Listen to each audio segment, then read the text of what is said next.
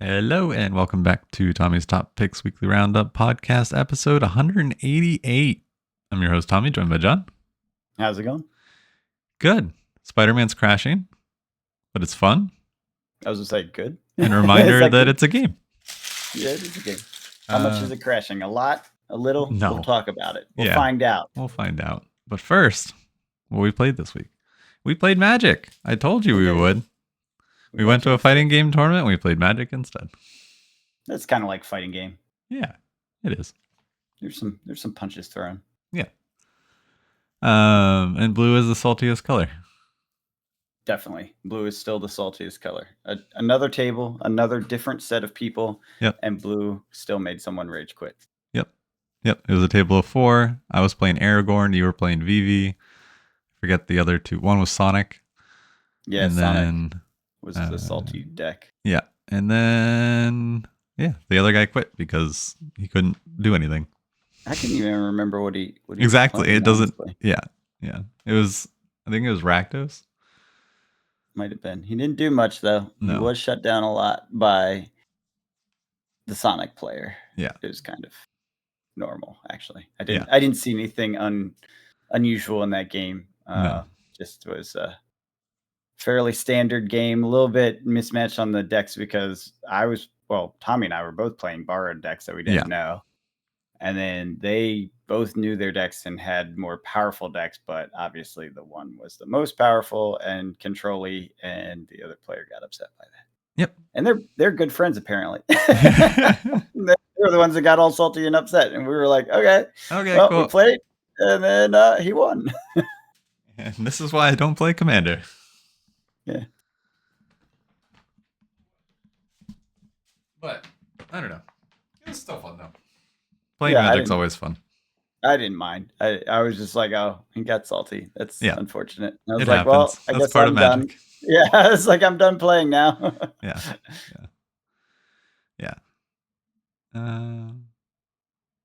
I brought up draft, but it wasn't brought up again, and that's okay. Commander players are Commander players. They're not Magic players. They're Commander players. But we'll be drafting this weekend. Tommy. What? Draft players aren't Magic players? That's right. Commander is all that Magic is now. It has been for probably a decade. That's really sad. Since before you were playing, that's how it's been, Tommy. That's really sad. You want to pretend it's not that way, but that's how it has been the whole time. Oh, I'm well aware. Just disappointed. Yeah, that's fair. And I like drafting, so yeah, I get you. But I also like Commander. I just like playing Magic.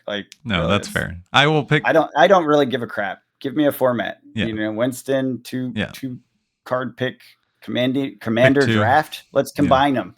Combine them together and do it that way. That's fine too. I don't care. Baldur's Gate draft. I still got packs. Yeah, so do I.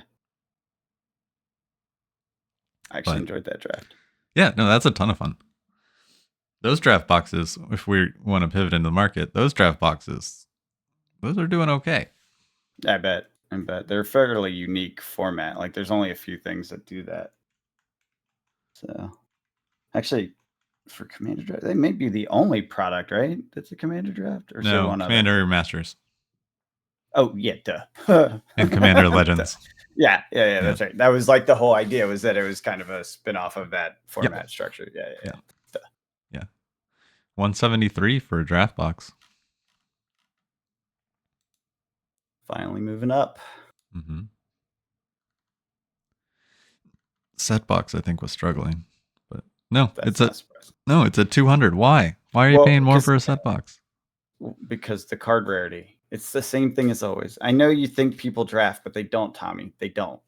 No, but because of the way the legendary systems work, with Commander Legends Battle for Baldur's Gate specifically, the EV in a draft box is higher than a set box. Are you sure about that? Yes. Yeah. Okay, well, even if that's true, again, not the reason people open boxes. No. They're looking for cards that they want to put in their decks. But you get more cards than a draft box. Yeah, but they don't want the chaff. And you get a lot more chaff. Yeah. Yeah. you get a lot more. I know I've opened all those boxes. Like I opened every Baldur's Gate product too much, and Yeah. I have so bulk that's dragon stuff. That's fair. So yeah, the set boxes, you just get the prettier art, which is what they're really going for, and the fancier cards and the. Yeah. Because all those boxes are made for Commander players. They are trying to get them to draft. Doesn't seem to work. No. Yeah, I don't know. I think people just they overthink it. Well, draft is. Here's the thing, and this is the reality. This is Magic players. Everyone wants to be good. Mm-hmm. No one wants to feel dumb. Mm-hmm. When you play your own commander, you have a lot of I feel really smart and good while you're building and all this stuff. If you build it. Or while you're building it digitally, right? Like you get this idea, you're very excited about it, you get to build it. Da, da, da. No, I don't think the majority of Commander players build their own decks. Oh, yeah, they absolutely do. You think? Absolutely. If you think people are net decking every deck they play, absolutely not. Because no, not everyone, but like they'll get a skeleton from something and then. Oh, they'll get a skeleton. Yeah. Don't get me wrong. Yeah, that's true. But they still build their own deck based on what they have. Because right, that's but the skeleton still gives them the structure of I have enough creatures, I have enough instants. Now this is showing Tommy doesn't know how to play Commander. Because that is not true. That is true in 60 card. That is definitely not true in Commander. You can screw up your ratios in a heartbeat. Like in Commander. Well, no, that's what I'm saying. Isn't that why people take skeletons so that they know the right? No, that's generally to get a theme as to what actually works together. Like if there's a combo, it depends on what level you're talking about. If you're real high level, then you're looking for the combos. Like what's the killer combos to get it? If it's lower level, it's typically trying to figure out ratios. But generally speaking, people don't really stick with it because then you have to buy the whole deck. And the whole point of Commander is not having to buy cards. Yeah. So right. Now, how many people actually fully net deck and buy the whole thing? I would say very limited. How many net deck and buy, call it 95%, like they have a bunch of it, but then they, buy up to the 95% mark because they don't want to buy the expensive staples, right? So they ignore those and put something else in, right? Now that I think is very common. I think you're right about that. But it's not the skeleton. It's the give me the general gist of what a deck can do. I guess that's kind of the skeleton. Yeah. It still gets messed up easily. That's the thing. I believe net decking is just not nearly as effective as other formats. I 100% agree with. Yeah. That's why there's so many decks for the same deck. You're like, what? Give me this commander, and you have 5,000 different ones. Yeah. And they cost anywhere from $4,000 to $70, and you're like, why is there such a wide variance? It's like, yeah. That's fair. How many Force of Wills do you own? 0. Exactly. And that's in every deck that's a blue deck. The top tier one is going to have Force of Will, guaranteed. That's fair. Yeah, I think that's just, I don't know. That's just Magic. Yeah, that's Commander. How much you want to spend. Yeah.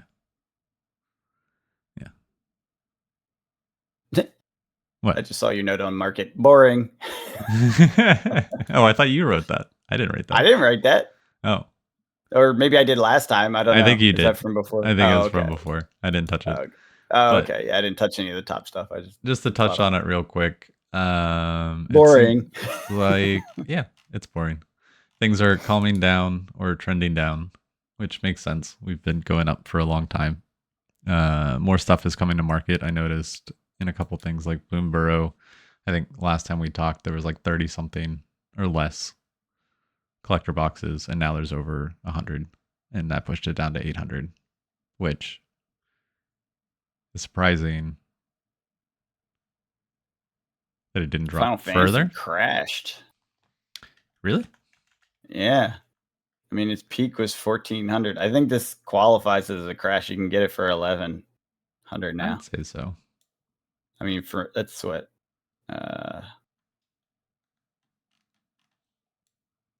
Almost 20% is 20%, something like that. It's around 20% drop. That's pretty significant from its peak. I'd say so. Yeah, maybe not a crash, but a pretty significant pullback over the peak to probably not the trough. It's probably going to continue down for a while because you're not going to be able to move it at those prices anymore. We're past the hype. Yeah. And you were saying Spider-Man and Bloomberg came down. Oh, Yeah, wow. Spider-Man really did. Yeah, Spider-Man's down even further. It was 2 weeks ago, it was 985. Then it was last week, it was 680. Now it's 630. My inkling on that is that I've heard from multiple sources that basically there's 2 waves of this that came. Because typically, I mean, it's a 1 print run because it's a collector box, but basically, like the rest of the boxes, people were reporting last week that they got less Spider-Man collector boxes than they did Final Fantasy, and that's because the second wave hadn't gotten to distribution yet, but it did this week, and so stores got more boxes than they were originally allocated. So I think this is a rush to put everything up. Because I mean, you have Pokemon. Like this is the busy TCG season, so this is when stores want to. They'll take any profit on the boxes. Yeah, they're not looking to hold it, and so and it's still at a profitable price. It's not like it's. Oh, absolutely. They're not losing money on these boxes. No, at these prices. No, so no. Yeah. So I think they're just taking it while they can, and then probably moving it into Mega Evolution, which is coming out soon. Yeah. Yep. The season of excess. Mm-hmm. All the stuff hits simultaneously, and everyone has to flip boxes quickly, move their cash around. Yeah. So this is all kind of normal market behavior. Yeah. Fall into the holidays season. Yeah. Play boxes down to 175, just down another $5 from last week, which makes sense. Yeah, that's not even that bad for. No. I went and picked up my collector box and bundle yesterday, and the store already had limit 4 packs on play boosters. And they sold out of their collector boxes, but of course. They're a smaller shop, and I think they sold out in 3 minutes. Yeah, I was gonna say, I think they sold out in the beginning, like way back. Yeah, they're taking pre-orders. Yeah. They gave a heads up the day before on when they would drop the collector boxes, and I was ready, and then I got one, and then that was it. You got the inside track? They announced it on their Discord. Publicly announced. But then a friend did message me because I don't look in there all the time. But a friend got the inside track and was Tommy? Just like, hey, hey, you're probably going to be interested in this. And I was. But yeah. So now it's on the shelf. And we'll get to draft it this weekend, which is super exciting. Yeah, we'll have 2 weeks of playing Magic in a row. Mm-hmm. Doesn't happen very often. And it probably won't happen for a while because we're both really busy after that. Yes, it's fall. Yeah. But yeah, I've barely gotten to play anything. I think market's doing its normal thing that it does this time of year. So Airbender's out, has pre-sale prices. $888 seems to be the price everyone has settled on. I am curious if there's some sort of meme and or lore related to $888, because it's a lot of stores have listed a lot of boxes at $888. Like, why? I don't know. Is that a thing? I don't know. That's weird. Yeah. But they have a lot of boxes listed. One company has 294. Pre-ordering this far out is silly, I think, still.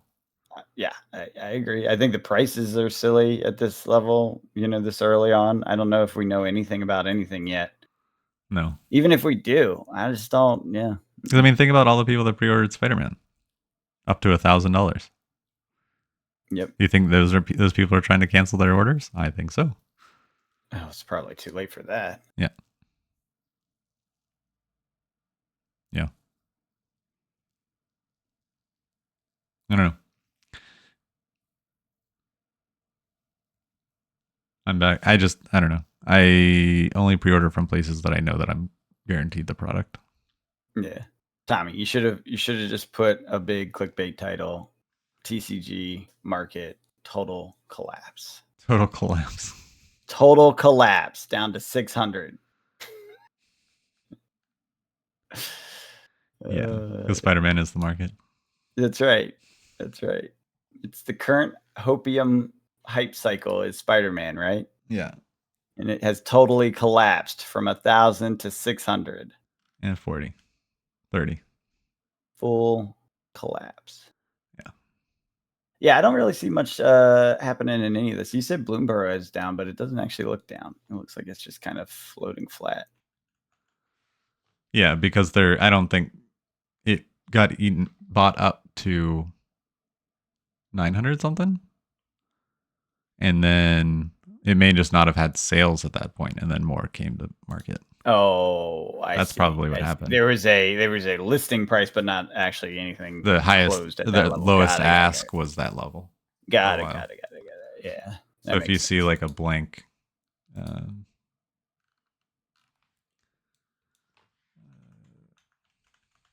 let's see. Yeah, because if there's, see that like 9:15 to now where there's just nothing sold. Yeah. That's when that was. And then more came to market. It's time to buy some Kamigawa collector boxes. Just buy all of them. Only 100 on the market. They're still under $400. And they have those neon ink cards and stuff in them. Mm-hmm. That could be a play. The older ones, that's one thing I did notice. The older ones like Kamigawa or Brothers War.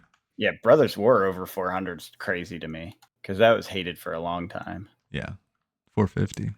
Those they aren't coming back to market like the newer ones are. Of course, yeah, because they're just that they've been leaking out of the market for over a year. Exactly. Yeah.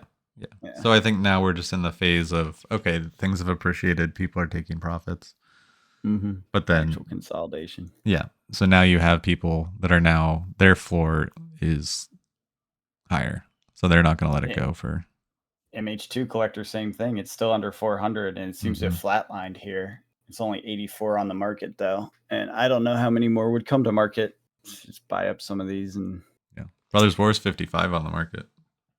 Yeah, that one shot way up. I think it's the serialized cards thing. I think you were right about that. You said that 2 weeks ago or something. We were talking about that.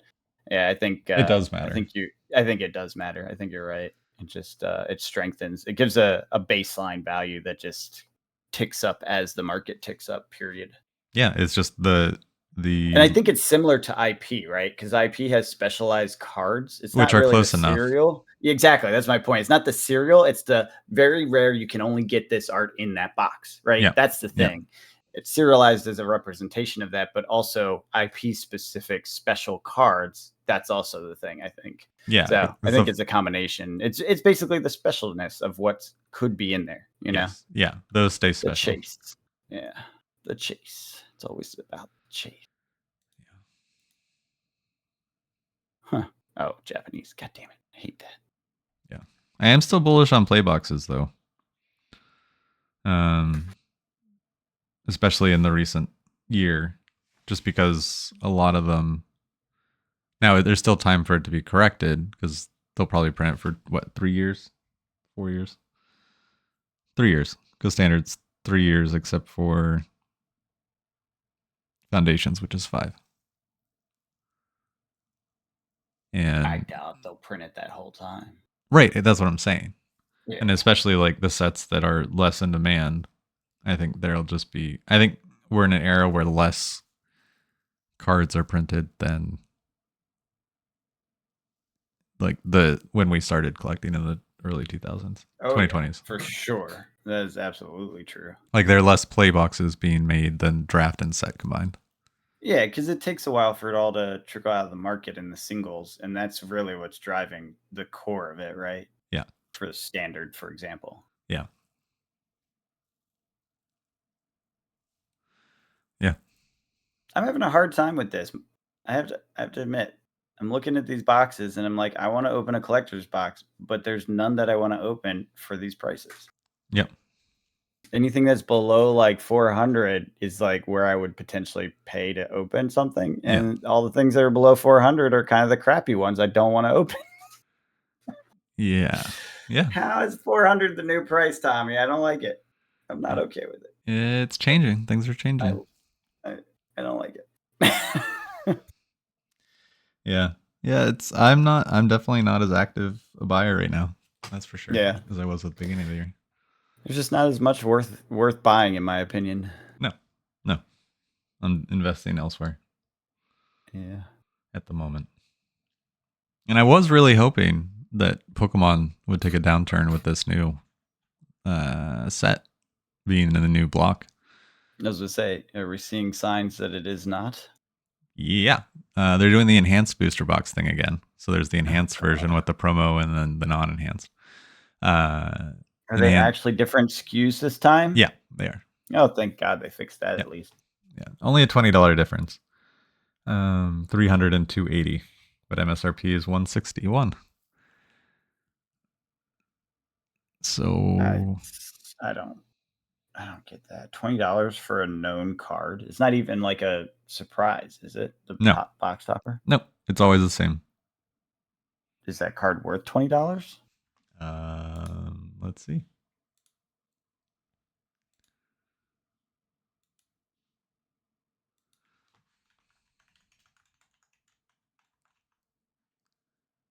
Because that's just madness. I don't understand why people would even think about doing that. Yeah. It's a Bulbasaur. It's actually really pretty. Okay. Well, if it's a $20 card, it's a $20 card. That makes sense. I doubt it will be in the long run. It's a box topper, and it's the only kind they put on there, so there's going to be a lot of them. No current listings.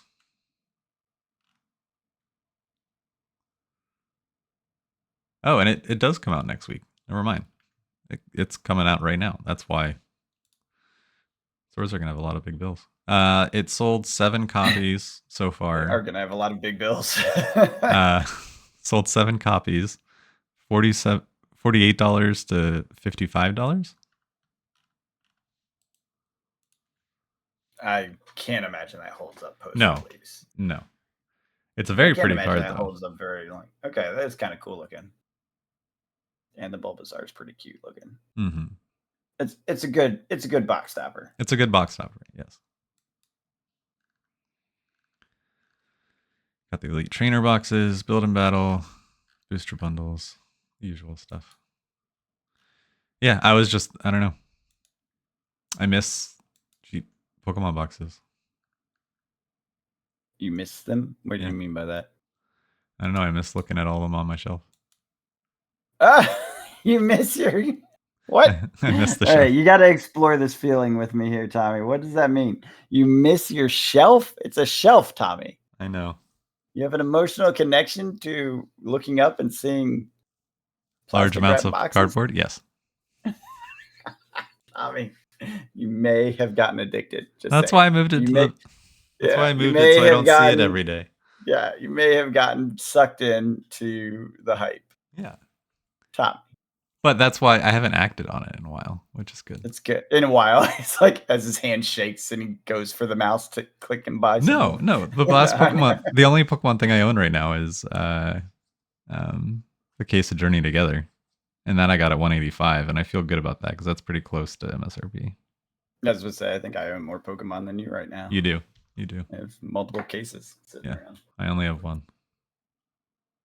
And the booster bundles, which by the way, I sold another one. Nice. They're now those little bundles are now 200 a piece. I think, or about to be 200. Dear Lord. Yeah, the Lost Origin one. Yeah. I remember my accidental purchase. Yeah. Now, granted, yeah, that was years ago. Like that was a long time ago. That you happened, accidentally made money with Pokemon. I mean, I didn't accidentally. No, I know. When I screwed up my purchase, I realized I'm screwed. I need to hold this forever and just wait, and I did. And yes, then I made money. Yeah. But yeah, it's Pokemon, of course. It goes up. It goes up. We know this. Yes. We know this. We know how this works. This is what happens when you use data to make decisions about your money. You can make good decisions and make money. Yes. Even when you screw up and buy the wrong case, because you can't tell the difference between the stupid types of Pokemon products because there's too many of them. And you'll still make money. Still make money if you're patient. If you're, Patience is the actual. Patience is the moneymaker. Oh, Having in space all and of patience. this, in investing in general, That's true. Actually, can you just be more patient? Can you wait longer? You generally are good. Mhm. That does actually okay. So I have to be fair here on this before we get into the economic rant. That has been true for 20 some odd years, which feels to most people that probably are in the space That's like their forever. entire lives, right? Yeah, it isn't. Yeah. Okay, guys, it isn't. These things are in an abnormal case, and we've been in an abnormal economic case for about 20 years. Aside from like COVID blips and such, 2008 crisis was almost 20 years ago. It's kind of crazy that that's true.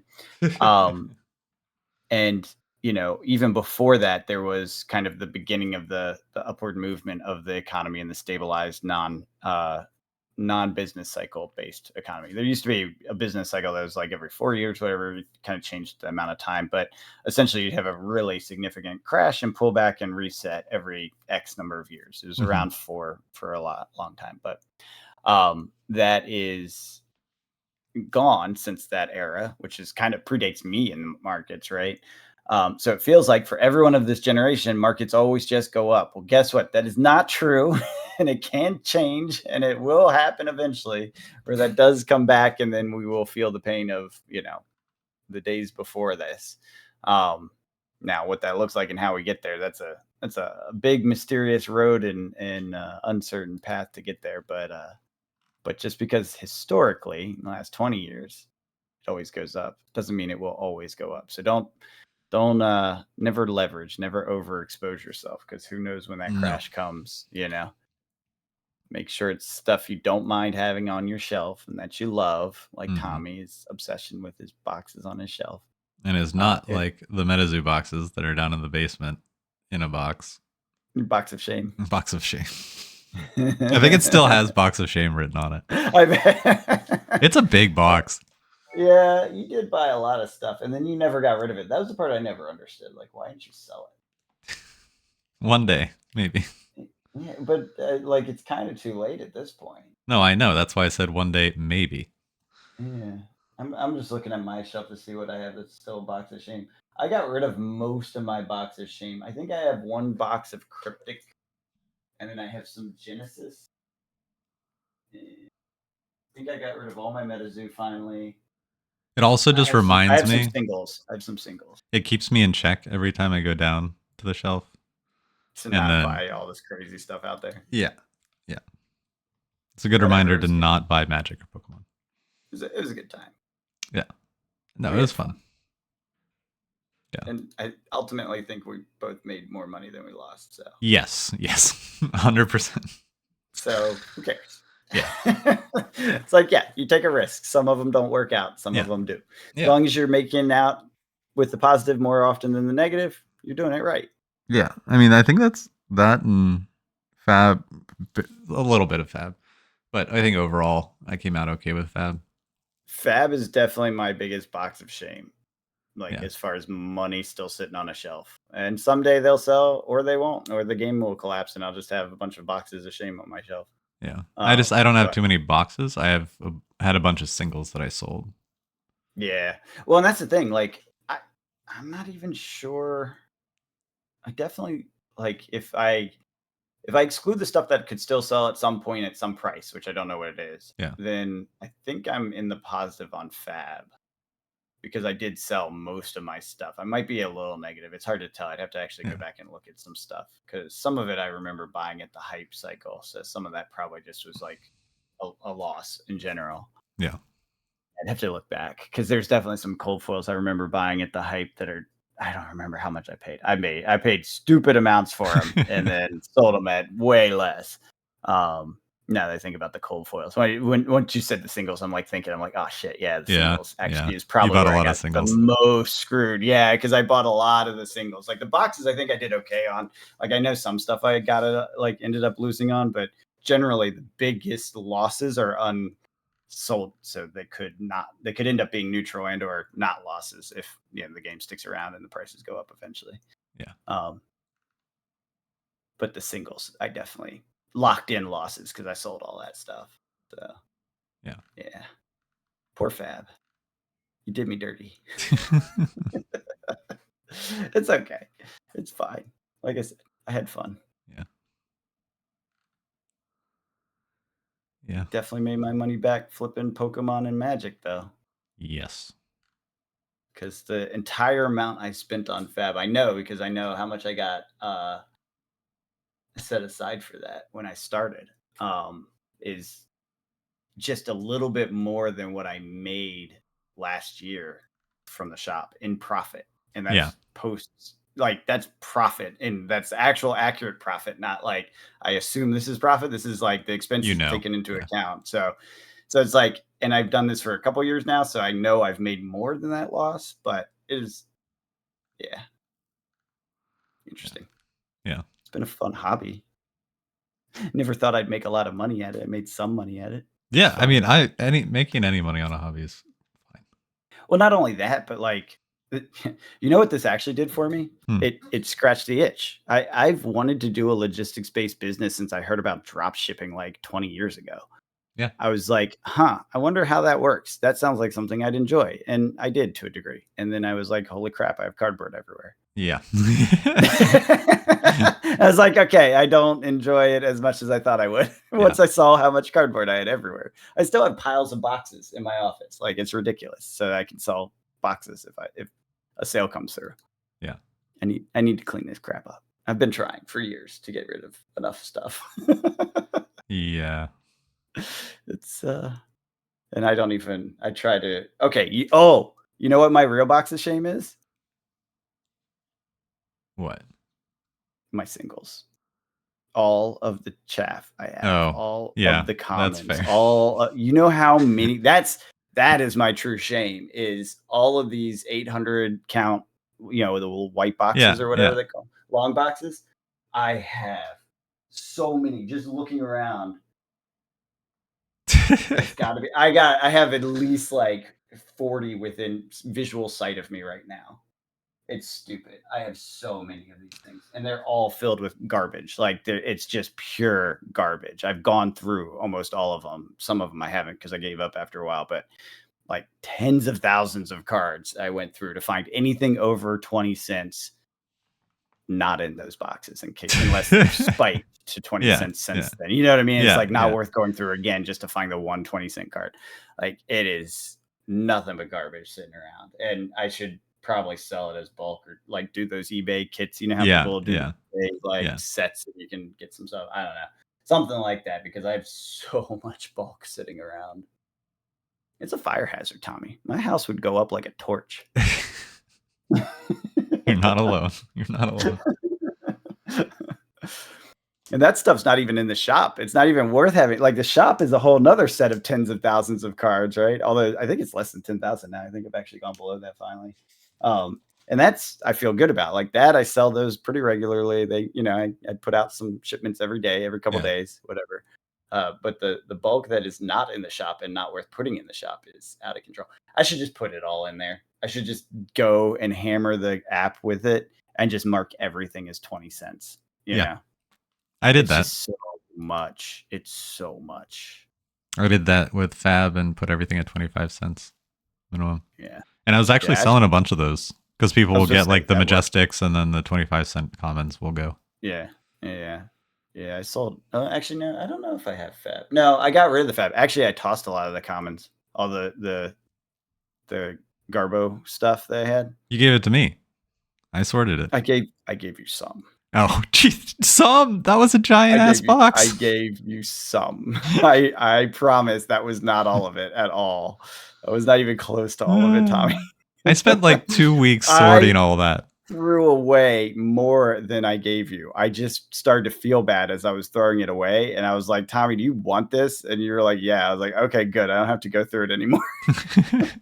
It was at least 2 large like trash bags of comments. Well, you know how much Fab I opened. Oh yeah, yeah. You watched the videos. Yeah. Oh, I know. We have video records proof, of how much Fab I opened. Yeah, and that wasn't even all of it. No, it wasn't.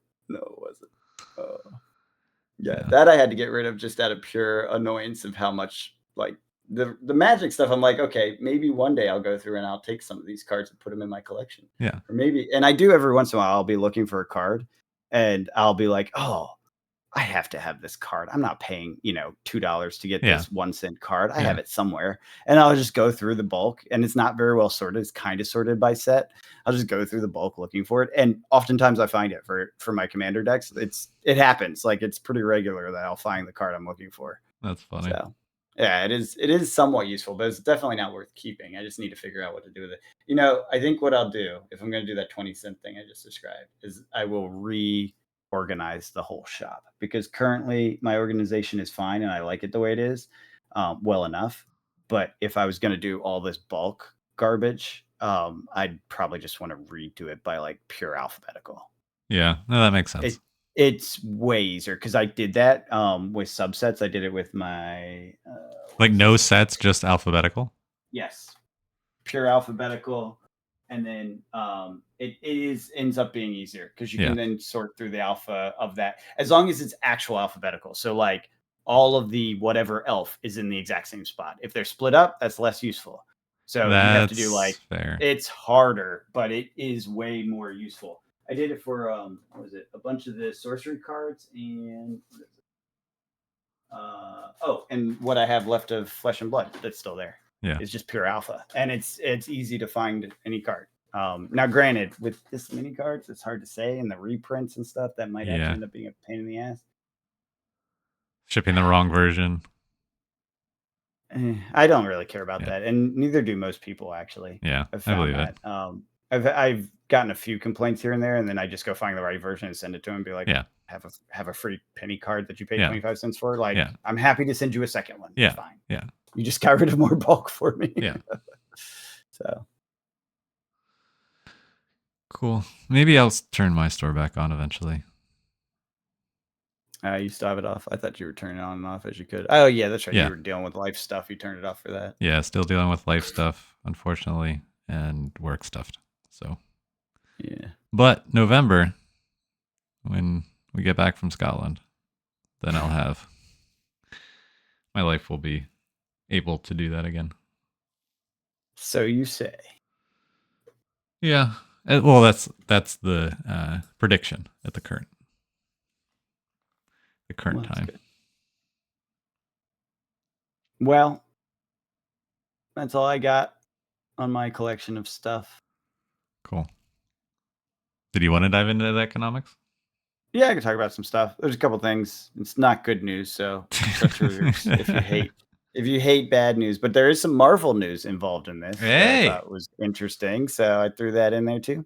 All right, let's start with the basic stuff. H-1B visas are now going to cost $100,000 instead of, I think it was $10,000 before. And apparently Elon Musk is going to go to war over this policy. He's like, this is terrible and it's going to hurt everything. And surprisingly, I agree with him because we get a lot of great minds in America, specifically using H-1B. Most of the science community is H-1B. So we have a lot of scientists and such from every other country. And I got to say, historically, countries that accepted the best, like the smartest, the best, whatever from other countries, and they felt welcomed and openly allowed to live in those countries in a way that was peaceful and free. Those countries tend to benefit. If you look at Rome, it was an amalgamation of 100 different nations that they overtook, right? That's what it was. There were people from all spaces and places were Roman rulers and Roman, parts of the system and helping it improve. Same with Egypt. Historically, Egypt's strength came from its willingness to accept anyone. Just a weird bit of history. When I went to Egypt, apparently, and I'm not Christian. I don't know Christian lore. I don't know any of that stuff. But when it comes to it, there was this section where Jesus ran off. I think the Romans were trying to kill him or something, and he went to Egypt. And that's kind of how Christianity kind of got founded in Egypt, or part of it was in Egypt. Really early on, they have like old Coptic churches or something that they have there. Very, very early Christian. So anyways, as a result of that, the reason they went to Egypt, and this is the lore from Egyptian expert archaeologist standpoint, is that the reason he fled to Egypt is because Egypt was known as a place where anyone could come, and be welcomed. And so, point being, when you have diversity as a key factor to your society and you allow the best people from all nations to come to your nation and do their thing, whatever that is that they're best at, you end up with a stronger nation. when you cut it off by making H-1Bs $100,000, you weaken your nation and you make your nation less competitive, less innovative, and less economically capable. And that's what we're doing right now, which sucks. But ultimately, the real key thing on that is like, how will that affect investments? How will that affect the actual markets themselves? Because a lot of our economic strength is from innovation, and a lot of that innovation is through H-1B scientists. So thought that was important to bring up, and hopefully people can learn a lesson from ancient Egypt. Let Christ come to your country. How about that? That's the way to frame it, right? Yeah. SEC, there's been a proposal by the Trump administration to remove quarterly reporting. To a degree, like the way they framed it, I somewhat agree with it. We make too many short-term decisions. We think in quarters. We think in the next press release, which is bad for the economy. That I actually agree with. The downside is the reason that exists in the first place isn't to make us bad at economic thinking. It's because before that, it was very corrupt. And companies would hide the bad news for a long, long time. And so investors would get screwed by, people in management hiding it from the investors as long as possible. So that's why quarterly reporting requirements were invented in the first place. And apparently, I didn't know this, before the 90s, you didn't even have to say the whole thing. You were allowed to just kind of vaguely hint at what was going on in these reports. So for a long time, the only people that knew what was going on were the insiders in the company, and then the people that knew the insiders. So active fund management. Have you heard of this? Where it's like you get an active portfolio manager for your Yeah. So that's pretty much been out of vogue for decades. I think Warren Buffett was one of the famous people who was like, "Don't do that. Just get an index fund." And the reason why is he could make that bet and be correct about it is because a law changed in the 90s that basically killed active management. What active management actually was Bob went and played golf with the CFO of 7 or 8 or 10 or 12 companies in a quarter, and he'd get a sense of where their stock was going to go at that next quarterly thing. So he would be ahead of whatever was happening. And that was all legal. That was legal at that time. At that 90s. time. Yeah, at the time. In the 90s, they changed that rule and said, I can't remember what it's called, but it's basically you have to give the same information to everyone at the same time. You're not allowed to pre-release information to anyone, which before was legal to. So as a result, those active managers basically became useless because everyone was only allowed to get the information at that specific time, which you hear about that sometimes, how there's like little tweaks in the stock price like right before an announcement because someone caught wind of what was getting in that press release. Well, it used to be a much broader scale of how early you could get information. Now, because of that rule, it's pretty much right at the moment of. And so that's why passive management became the best way to make money, because everyone got the same information at the same time. And so having a manager, someone that is taking a fee and doing nothing essentially that the market isn't already going to do, Right. is essentially useless. So anyways, they are recommending that we don't have quarterly reporting. I think the SEC has vocalized some opinion on that, like agreeing that that's kind of the direction they're going to go. And the downside is it will probably lead to some corruption pretty quickly, because it's kind of here's your chance to go and take advantage of that. Now, do we think more long term if that's the case? Only the good actors will end up that way. Everyone else, the bad actors, will basically use it as an excuse to, do scummy things and cheat investors. So it does make it a little questionable as to how active management versus passive management will work going forward. So ETF funds and stuff like that may become more riskier with this sort of situation, because they're not going to be able, they're typically making adjustments based on these quarterly reports. Quarterly reports will be like twice a year instead. Stuff will get hidden, and that will be quote unquote okay. The people who are running the ETFs may not get the information they need to adjust the balances fast enough, and then your ETF ends up getting hurt.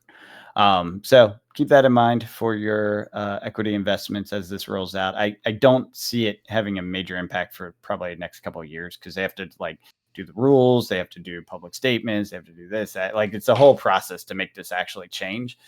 But when it does change, I think that kind of corruption stuff will start happening again, that we saw back in the 80s timeframe. Not great. No one wants that. Love it. Yeah, so fun. That's where I want my retirement account. under the management of people that have inside tracks. Anyways, auto loans have defaulted more and more recently, which is a typical canary in the coal mine of bad economic times. Essentially, people can't afford their car loan, so they just default on it and the car gets repossessed. So that has spiked in the past month or so. Another one is the Hamburger Helper Index. I know we talked about some of these goofy indexes before. But this is a similar one where basically hamburger helper sales have gone up. I guess it's canned meat or something. I don't know. Yeah. I know what hamburger helper is in general, but it was really about canned meat. That was the headline versus what it was about. Oh, I grew up on a lot of hamburger helper. Me too. Yeah. It was delicious. I don't know the problem here. No, there is no problem there. Yeah. Well, the problem is that it's a more cheaper cost effective meal, right? And so that means people are cutting back. They're eating that in a way that costs less, specifically because they don't have as much money. So that's another canary in the coal mine. Like, is recession here? Is it already started? I mean, it seems like it, if you believe the revision of jobs from before. I mean, that alone should probably indicate we were already in a recession and have been for a while. I don't know if that's technically accurate because of all the other factors that play, the GDP growth, this and that. But that revision down, if that's even close to accurate, even if it's only like, if it's twice as big as it should be, say it was half, because what was it, like 900,000 job reduction over the last year? 450,000 jobs less is significant enough to be, recessionary, like, we'll say. It's those trigger points. I said 300,000 is the number that I'm looking for. So that would indicate that we're kind of already past that number. We won't really know until the rest of it gets analyzed as a whole. And again, I actually read, so how I've been talking about these revisions, right? I read something about why the revisions are so terrible now. No one answers their phone. I believe that. Because a lot of that data, how it's like a preliminary data point. A lot of it's done by survey. That's terrible. Because that's how you collect data. Yeah. Like, that's what you do. And it's a system that's been in place for decades and decades and decades. And you can't really update it without introducing problems to your data, right? You want to stay consistent. So they've been doing the same thing. It's just people's behavior has changed. We don't pick up the phone anymore. So they're not getting a clear picture. It's a lot like the polling data and stuff, how they couldn't tell who was voting what because no one picks up their damn phone, which, I don't either, because I get nothing but spam. So it's like, I get it. My phone tells me when it's potential spam.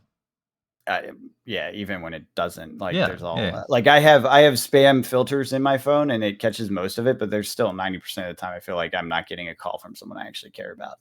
And it's just like, anyways, it's crazy that has changed, and therefore our data has become less reliable, and therefore, we have these bigger revisions. So anyways, it was interesting.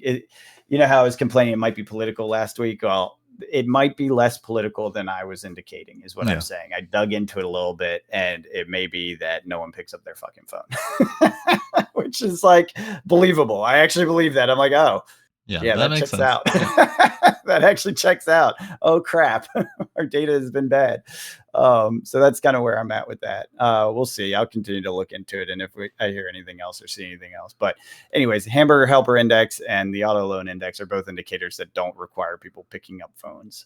That's just the banks see a default on a credit card, or you see a spike on a car payment, and you see a spike in sales under hamburger helper or canned meat products. Then that's a real data point, because that's actual revenues and changes in behavior, as opposed to a survey.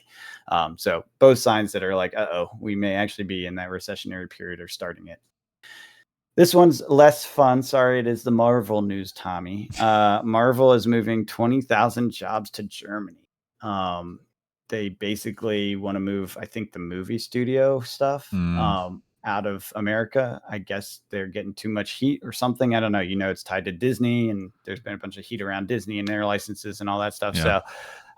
So they're moving. Marvel's moving the jobs out of America to Germany, the land of the German freedom, I guess. I don't know, where they can do Captain America in Germany. Like, it's so weird. I just don't even understand that, but that's what's happening. I hate this planet. this timeline. I hate this timeline. Is not okay. Where's the where the time police from the show? What was that with the Loki show? Yeah, where are they? Where are they? They gotta fix these timelines. I got a job to do. Yeah. There's another thing. The Hyundai raid Oh led yeah, to, yeah, yeah. If you heard about this, ICE raided Hyundai. They arrested a bunch of the. I think we talked about it, didn't yeah. we? They arrested a bunch of the people, and then Hyundai brought them all home. And there was a question as to would there be further implications? Well, the answer is yes. $1.4 billion in investment that was supposed to be in America has been canceled by Hyundai. They're not going to do it now. And in that same kind of vein, the tariffs and that sort of thing has caused 1.2 billion from Qatar to be cut. 9.1 billion in weapons sales to Denmark were cut, and they bought it from Europe instead. And then the Chinese soybean thing we talk about, the Yeah. farmers, Yeah. it's 13.2 billion. They have bought zero pennies worth of soy, and they were like the number one soy buyer. That's a problem. They are in the world. Yeah, in the world, they are the number one soy buyer, and they bought zero from America in the first 2 quarters. And that is estimated to be about 13.2 billion over the course of the year. By the end of the year, that's how much it should have been. Zeroed out because of the tariffs, which is bad for That's our really farmers. bad, Like yeah. really bad. Soy is a huge farm crop here, and no one's buying it, and they don't have anyone to sell it to. I saw some interview with the farmer, and he's like, "Yeah, like China is like huge, but if you took everything else combined, it's less than half of China, right? Yeah. And that's only if they actually were able to sell into 100% of the rest of the market, and they are not. Right. And that's ignoring the current tariffs on the rest of the market, which would affect those sales too, right? Right. So if we just tariffs China and everyone else was free trade and we owned 100% of that market, it would still be 50% of what we were doing before. Which is terrible. And then that's not the case. We don't have access to 100% of the market because there's other sellers of soy, right? And it's easier to buy it from your neighbor than buy it from America sometimes, right? Because you're closer to your neighbor. Yeah. So that defies that number even getting close. So you think about like a quarter of the sales before, like what is that going to do? It's definitely crushing farmers. Like they are going bankrupt at the highest rate, I think, since I don't remember when, a long time. So yeah, and the same thing is happening with auto manufacturer. The tariffs on core goods, your aluminums and whatever, is having a major impact on their ability to put cars together at a reasonable price. So lots of the impacts we all talked about all year long. And I know I don't get comments where people are like, "You're wrong, John," but I feel like people in their heart were like, "John, you're being negative. You're being negative about the economy." Except now here's the real dollars hitting the markets, and all those things that I was worried about are starting to come into play. We learned this lesson 100 years ago.